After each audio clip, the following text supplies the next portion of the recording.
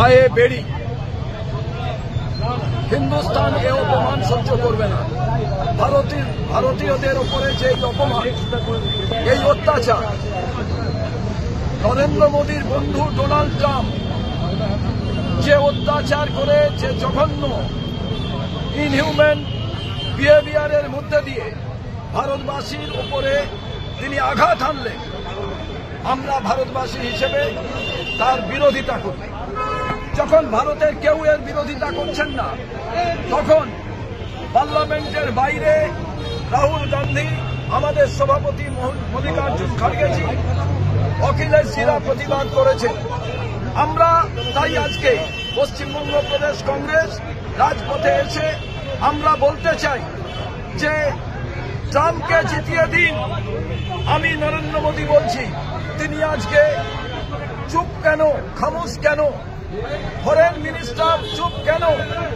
কলম্বিয়ার মতো ছোট দেশ, সেই দেশে আমরা দেখলাম যে তাদের উপরে যখন এই অত্যাচার হচ্ছে, পায়ে বেড়ি পরিয়েছে, হাতে হাত করা পরিয়েছে, তাদের রাষ্ট্রপতি বললেন এ কাজ করবেন না, আমরা দুটো জাহাজ পাঠাচ্ছি, সেই জাহাজে করে আমাদের লোককে পাঠান।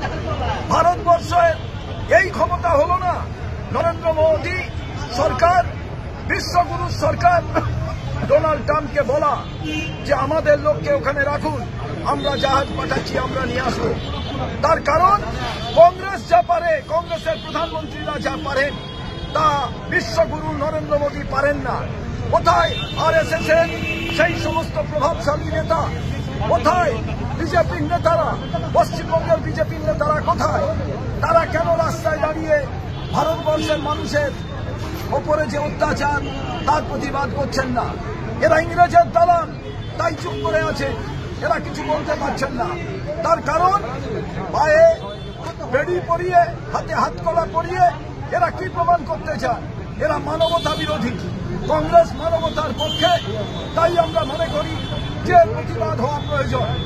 রাজ্যের তৃণমূল সরকার তারাও নিশ্চুপ, আর বিজেপির ভাইয়েরা নিশ্চুপ। কোন রাজ্যের লোকেরা বেশি? আমেরিকায় গেছিলেন, যাদের ফেরত পাঠানো হয়েছে বিজেপি শাসিত রাজ্য। গুজরাট, নরেন্দ্র মোদী কি বলবেন? অমিত শাহ কি বলবেন? জয়শঙ্কর কি বলবেন? এর বিরুদ্ধেই আমাদের এই প্রতিবাদ। আমরা কখন কোথায় প্রতিবাদ করব, এর বিরুদ্ধে আমরা আমাদের সমর্থকদের, আমাদের ভাইদের জানিয়ে দেব, কিন্তু এর প্রতিবাদ চলতে থাকবে। জয় হিন্দ, বন্দে মাতরম, নমস্কার।